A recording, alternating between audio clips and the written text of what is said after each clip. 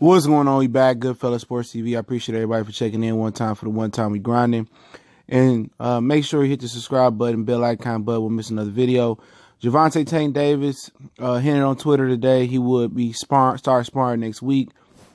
The fight was supposed to get announced this week between Abner. It's now been made official. Gervonta Tank Davis versus Abner, February 9th in San Diego.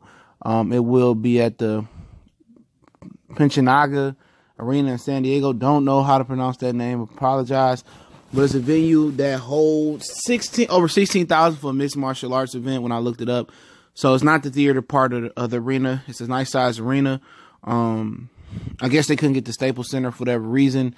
Maybe that was the hold up to announce the fight. But, you know, I mean, a lot of people, one thing I don't understand about this fight is why is Gervonta Tank Davis going out west to build his fan base when his primary fan base that he hasn't fully tapped into or headline is out east. That's the only issue I really got. His fan base is out east. And I think, you know, he said on Twitter he wants to move out to California. He was actually supposed to go out there and train with Robert Garcia and Mikey, but he ended up going and following Broner down to Kevin Cunningham, which I think is ultimately a big mistake. But, hey, you got to let the youngest make their own mistakes and learn how to fix them and how to get right with the man above and do what's right. But, you know, at the same time, you know, he going to work wherever he at. You know, as long as he ain't in Baltimore getting in trouble. A lot of people say, why has he fought in Baltimore? Yeah, I think that's to come. That's definitely to come. But I just think it's an ignorant move for him to go out west. I just think it's legitimately stupid. When the whole East Coast is you can sew up the whole East Coast. You could be bigger than Broner out east. You know, you could be bigger than anybody out east. You could be on some Cotto status-ish. You know, if you play your cards right, you know, especially if you get active. I mean, Gary Russell ain't stepping up. Peterson had his time. I mean, the East Coast could be yours. Danny Garcia falling off. I mean, the East Coast just waiting for somebody like Gervonta Tank Davis. They supporting Charlos. They supporting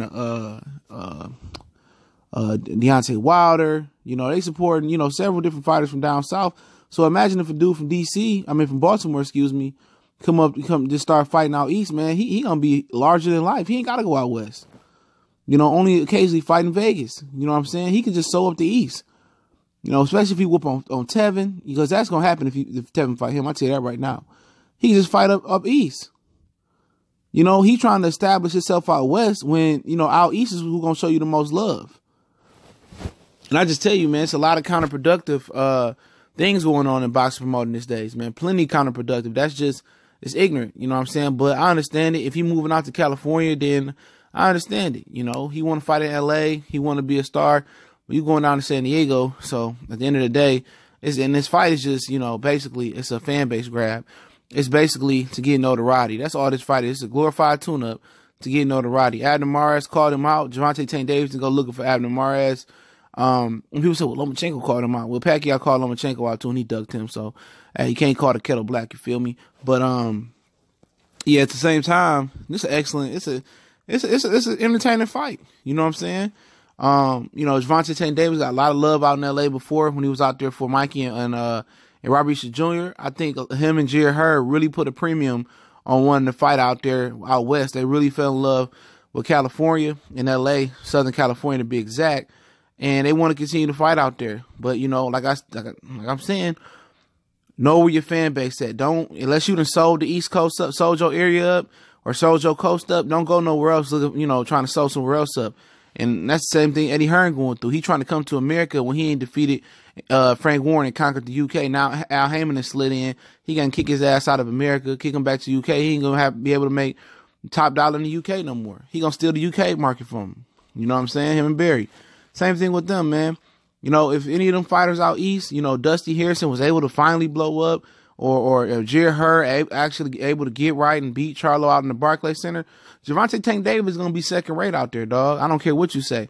If Jared Hurd beat Charlo out east, or if Charlo beat, you know, Swift Hurd out east, he gonna be able to come to the Barclays Center at will. It's too many Southerners fighting out east, man. It's Keith Thurman, Deontay Wilder, the Charlo twins. I mean, Gervonta Tank Davis and Jared Hurd would be smart to share a car at some point in time. Maybe down in the DMV, share cars at the Barclays Center, and they can just blow their name up, man. But they trying to fight out west, you know. Let the Mexicans and guys out there have that right now. You can come and just fight West once you establish your fan base out east, because they fan base out east gonna grow rapidly, man. That's gonna grow fast, man. But Abner Mares, man, he ain't just here to get a check. You know what I'm saying? Homeboy here to win. He feel that Gervonta Tank Davis, after like 5 or 6 rounds, is gonna tire out.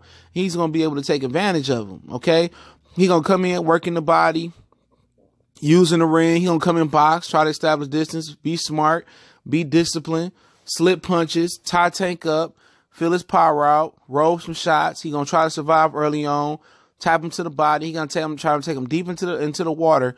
And if he's able to take Tank deep into the water, and Tank, you know, can't go 12 rounds strong, or you know, some of the Adrian playing with Adrian Broner, drinking and going to titty bar, if that show up, even though he young, he shouldn't, and he tired. Abner Mares is veteran enough to take advantage of that and start putting rounds in the bank.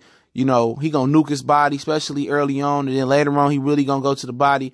He gonna try to take Tank out in deep waters and drown him. That's the game plan for Abner Mares. There's no two ways around it. That's what the game plan is gonna be. A lot of body work, you know what I'm saying?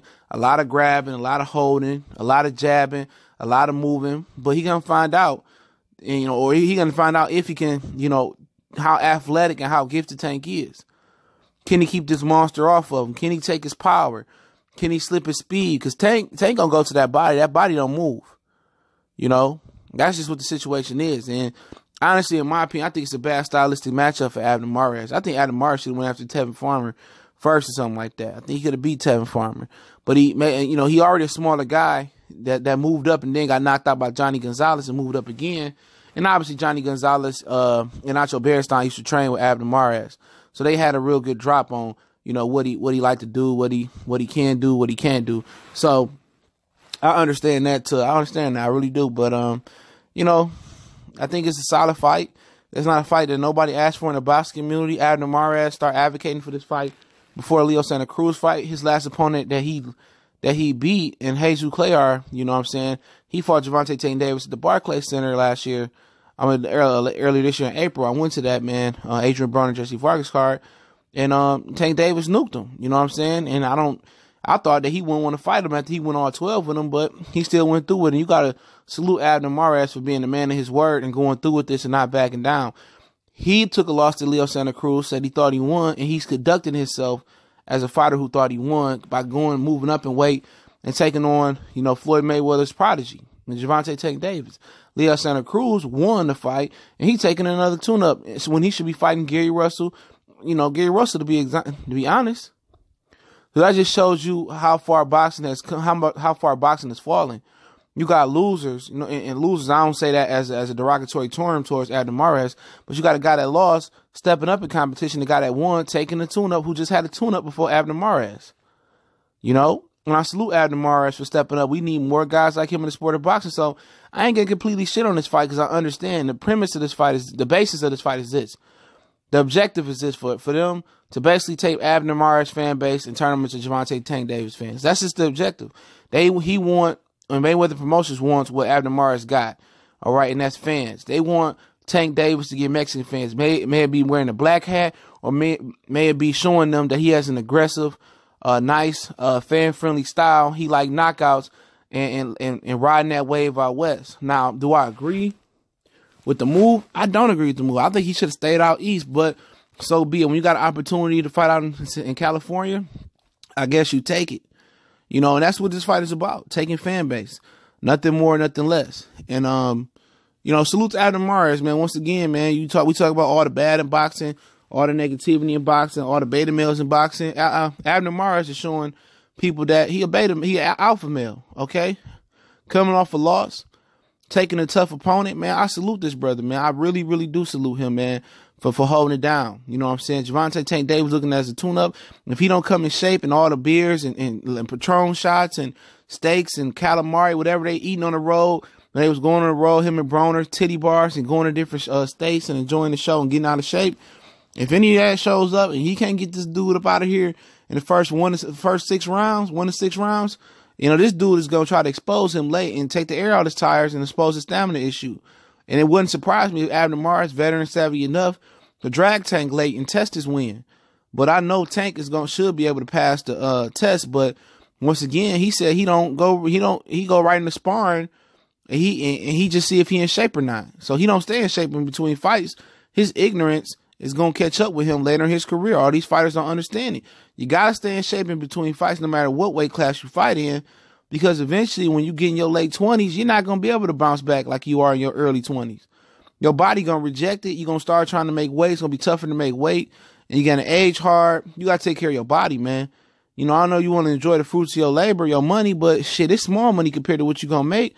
That money going to be there. You need to be stacking that money up, staying in the gym, and spending time with your family and staying out the way. But at the end of the day, that's going to be taking downfall if you don't get that under control. But Goodfellas Sports TV, appreciate everybody for checking in. We on Facebook, Twitter, also the Facebook group.